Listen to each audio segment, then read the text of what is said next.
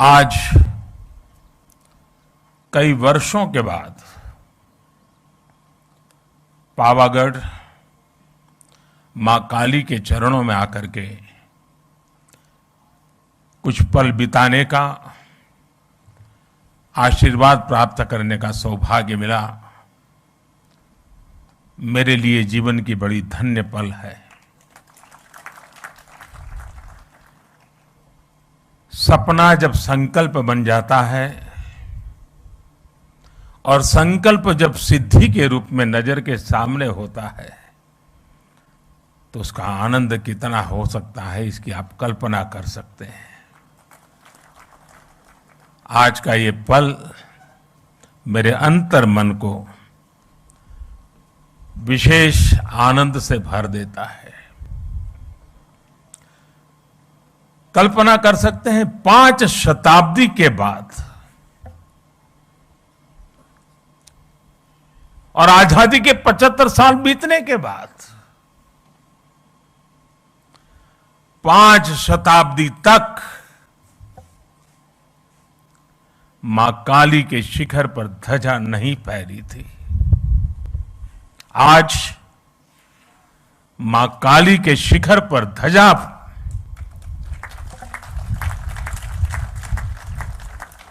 ये पल हमें प्रेरणा देती है, ऊर्जा देती है और हमारी महान परंपरा और संस्कृति के प्रति समर्पित भाव से जीने के लिए हमें प्रेरित करती है। आज से कुछ ही दिन बाद इसी महीने के अंत में गुप्त नवरात्रि शुरू हो रही है। गुप्त नवरात्रि से ठीक पहले पावागढ़ में मां काली का ये शक्तिपीठ महाकाली मंदिर अपने भव्य और दिव्य स्वरूप में हमारे सामने है। शक्ति और साधना की यही विशेषता होती है।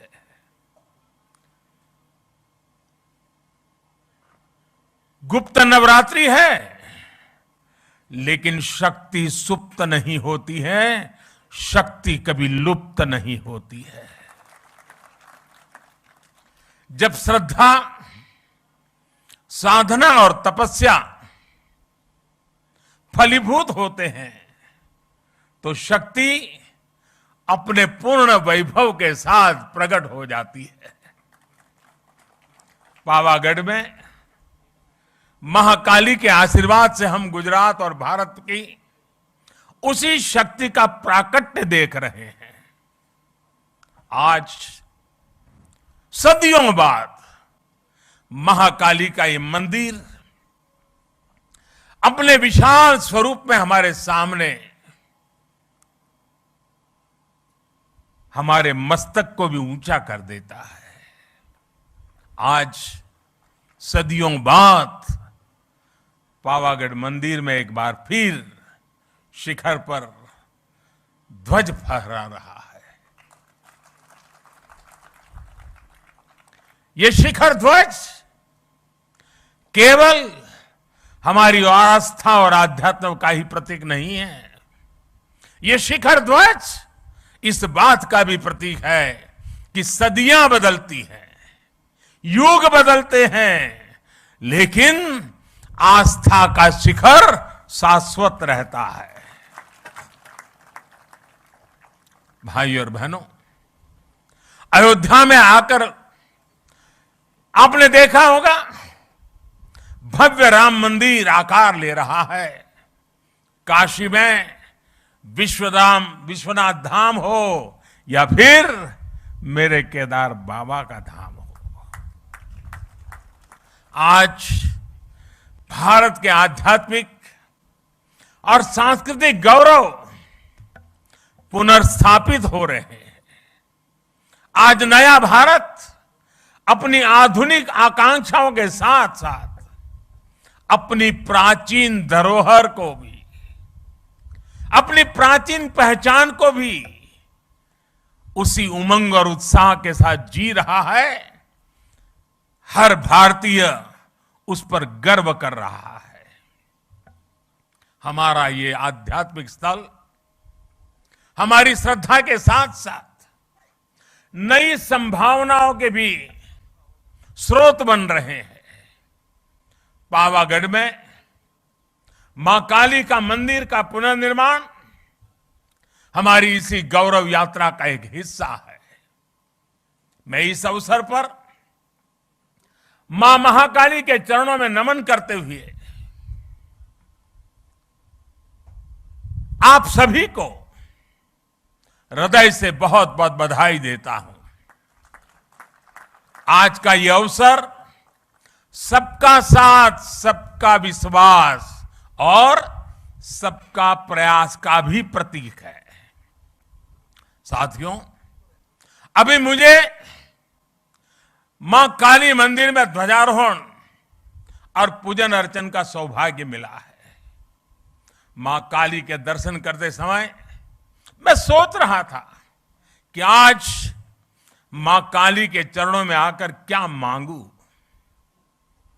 मां काली का आशीर्वाद लेकर इतिहास गवाह है, स्वामी विवेकानंद जी मां काली के आशीर्वाद लेकर के जन सेवा से प्रभु सेवा में लीन हो गए थे। मां मुझे भी आशीर्वाद दे कि मैं और अधिक ऊर्जा के साथ और अधिक त्याग और समर्पण के साथ देश के जन जन का सेवक बनकर उनकी सेवा करता रहूं। मेरा जो भी सामर्थ्य है, मेरे जीवन में जो भी कुछ पुण्य है, वो मैं देश की माताओं बहनों के कल्याण के लिए, देश के लिए समर्पित करता रहूं। गर्वी गुजरात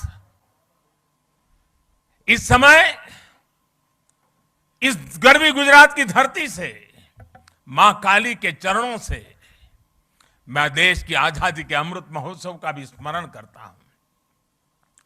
साथियों, गुजरात ने जितना योगदान देश की आजादी की लड़ाई में दिया है, उतना ही योगदान देश के विकास में भी दिया है। गर्वी गुजरात भारत के गर्व और शान का पर्याय है। गुजरात ने भारत के व्यापार का भी नेतृत्व किया और भारत के आध्यात्मता का भी उसे संरक्षित करने का पूरा प्रयास किया।